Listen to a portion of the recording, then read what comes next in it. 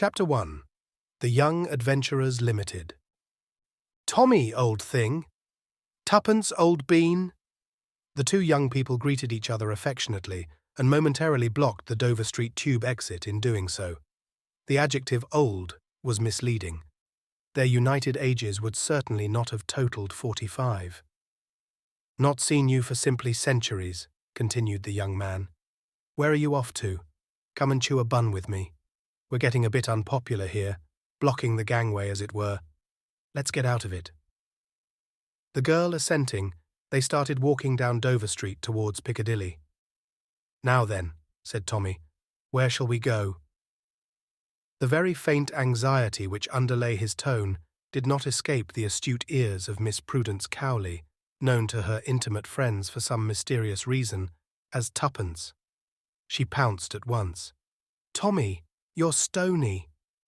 "Not a bit of it," declared Tommy unconvincingly, "rolling in cash."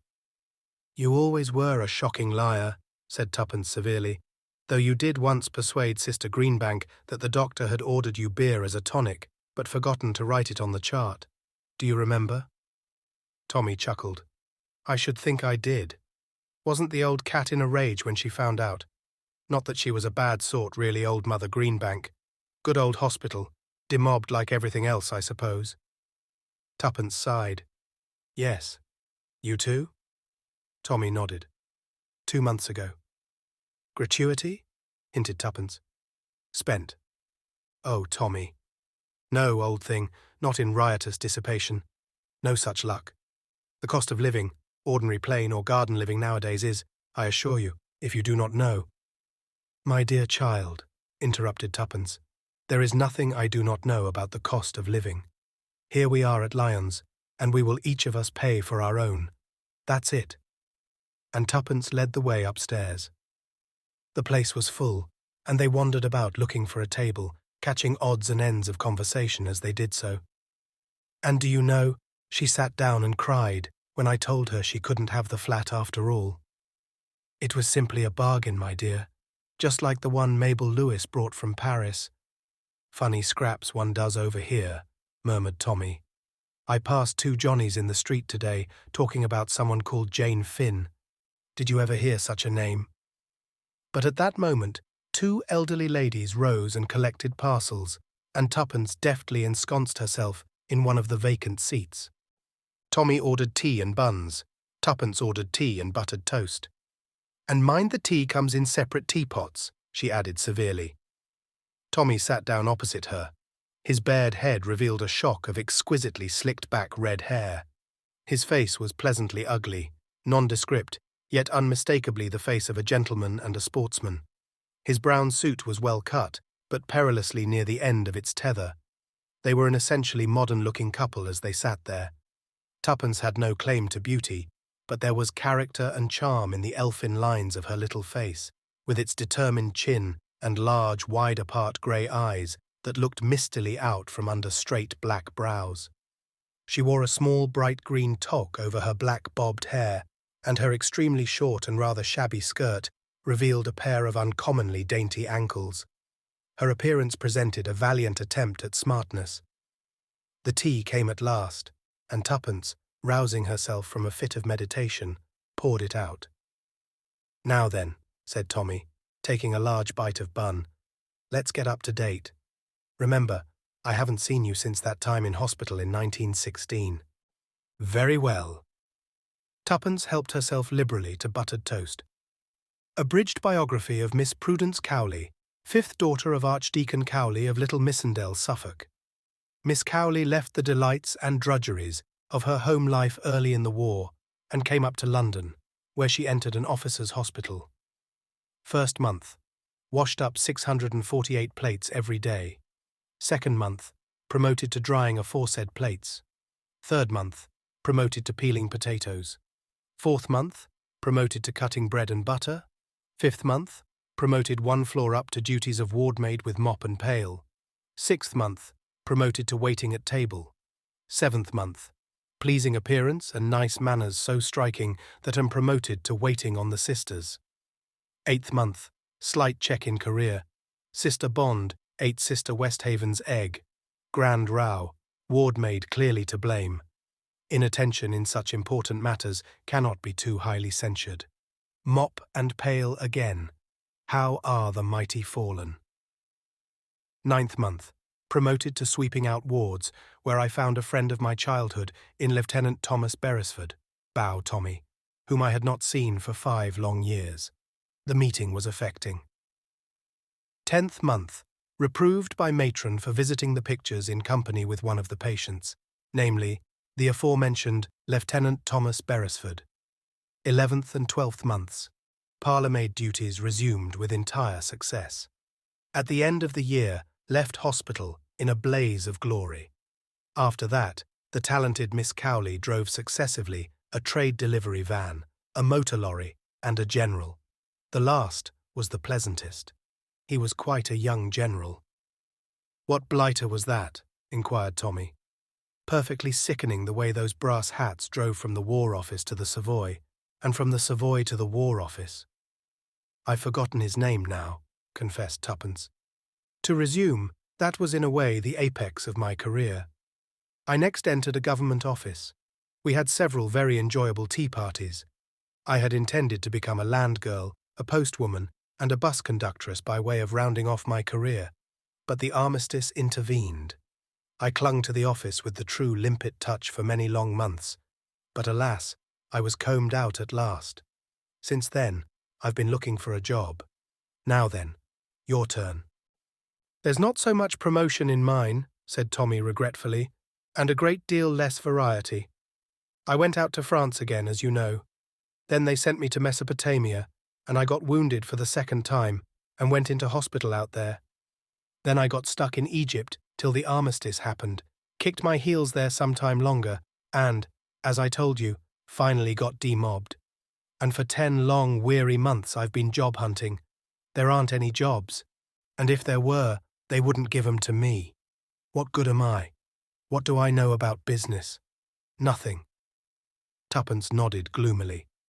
"What about the colonies?" she suggested. Tommy shook his head. "I shouldn't like the colonies, and I'm perfectly certain they wouldn't like me." "Rich relations?" Again Tommy shook his head.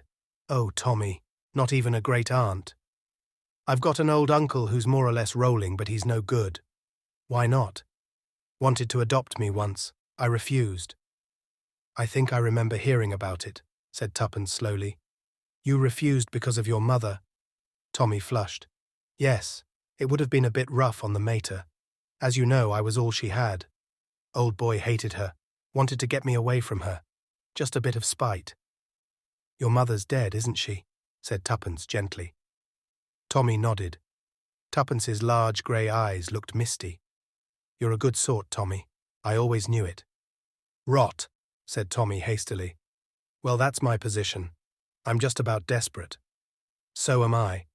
I've hung out as long as I could. I've touted round. I've answered advertisements.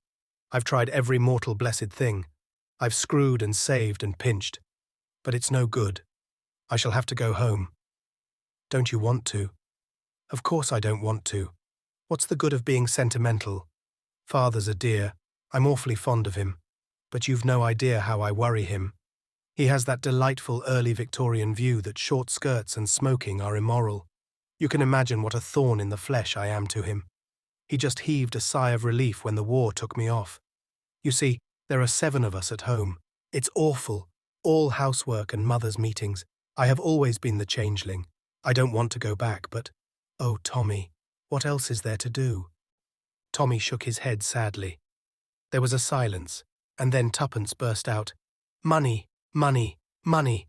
I think about money morning, noon and night. I dare say it's mercenary of me, but there it is." "Same here," agreed Tommy with feeling. "I've thought over every imaginable way of getting it too," continued Tuppence. "There are only 3. To be left it, to marry it, or to make it. First is ruled out. I haven't got any rich elderly relatives. Any relatives I have are in homes for decayed gentlewomen.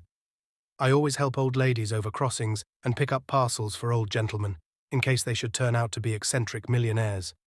But not one of them has ever asked me my name, and quite a lot never said thank you." There was a pause.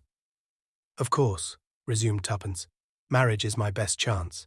I made up my mind to marry money when I was quite young. Any thinking girl would.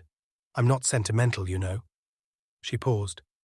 Come now, you can't say I'm sentimental, she added sharply. Certainly not, agreed Tommy hastily. No one would ever think of sentiment in connection with you. That's not very polite, replied Tuppence. But I dare say you mean it all right. Well, there it is. I'm ready and willing, but I never meet any rich men. All the boys I know are about as hard up as I am. What about the General? Inquired Tommy. I fancy he keeps a bicycle shop in time of peace, explained Tuppence. No, there it is. Now you could marry a rich girl. I'm like you. I don't know any. That doesn't matter. You can always get to know one. Now, if I see a man in a fur coat come out of the Ritz, I can't rush up to him and say, Look here, you're rich. I'd like to know you. Do you suggest that I should do that to a similarly garbed female? Don't be silly. You tread on her foot, or pick up her handkerchief or something like that. If she thinks you want to know her, she's flattered, and will manage it for you somehow. You overrate my manly charms, murmured Tommy. On the other hand, proceeded Tuppence, my millionaire would probably run for his life. No, marriage is fraught with difficulties, remains, to make money. We've tried that, and failed, Tommy reminded her. We've tried all the orthodox ways, yes, but suppose we try the unorthodox. Tommy, let's be adventurers. Certainly, replied Tommy cheerfully. How do we begin? That's the difficulty. If we could make ourselves known, people might hire us to commit crimes for them. Delightful, commented Tommy, especially coming from a clergyman's daughter. The moral guilt, Tuppence pointed out, would be theirs, not mine. You must admit that there's a difference between stealing a diamond necklace for yourself and being hired to steal it. There wouldn't be the least difference if you were caught. Perhaps not, but I shouldn't be caught. I'm so clever. Modesty always was your besetting sin, remarked Tommy. Don't rag. Look here, Tommy. Shall we really? Shall we form a business partnership? Form a company for the stealing of diamond necklaces? That was only an illustration. Let's have a, what do you call it in bookkeeping? Don't know. Never did any. I have, but I always got mixed up and used to put credit entries on the debit side and vice versa, so they fired me out. Oh, I know, a joint venture. It struck me as such a romantic phrase to come across in the middle of musty old figures. It's got an Elizabethan flavour about it. Makes one think of galleons and doubloons. A joint venture. Trading under the name of the Young Adventurers Limited? Is that your idea, Tuppence? It's all very well to laugh, but I feel there might be something in it. How do you propose to get in touch with your would-be employers? Advertisement, replied Tuppence promptly. Have you got a bit of paper and a pencil? Men usually seem to have, just like we have hairpins and powder puffs. Tommy handed over a rather shabby green notebook, and Tuppence began writing busily. Shall we begin? Young officer, twice wounded in the war. Certainly not. Oh, very well, my dear boy. But I can assure you that that sort of thing might touch the heart of an elderly spinster, and she might adopt you, and then there would be no need for you to be a young adventurer at all. I don't want to be adopted. I forgot you had a prejudice against it. I was only ragging you. The papers are full up to the brim with that type of thing. Now listen. How's this? 2 young adventurers for hire, willing to do anything, go anywhere. Pay must be good. We might as well make that clear from the start. Then we might add, no reasonable offer refused, like flats and furniture. I should think any offer we get in answer to that would be a pretty unreasonable one. Tommy, you're a genius. That's ever so much more chic. No unreasonable offer refused, if pay is good. How's that? I shouldn't mention pay again. It looks rather eager. It couldn't look as eager as I feel. But perhaps you are right. Now, I'll read it straight through. 2 young adventurers for hire, willing to do anything, go anywhere. Pay must be good. No unreasonable offer refused. How would that strike you if you read it? It would strike me as either being a hoax or else written by a lunatic. It's not half so insane as a thing I read this morning beginning Petunia and signed Best Boy. She tore out the leaf and handed it to Tommy. There you are. Times, I think. Reply to box so-and-so. I expect it will be about 5 shillings. Here's half a crown for my share. Tommy was holding the paper thoughtfully. His face burned a deeper red. Shall we really try it? He said at last. Shall we tuppence? Just for the fun of the thing? Tommy, you're a sport. I knew you would be. Let's drink to success. She poured some cold dregs of tea into the 2 cups. Here's to our joint venture, and may it prosper. The young adventurers looted, responded Tommy.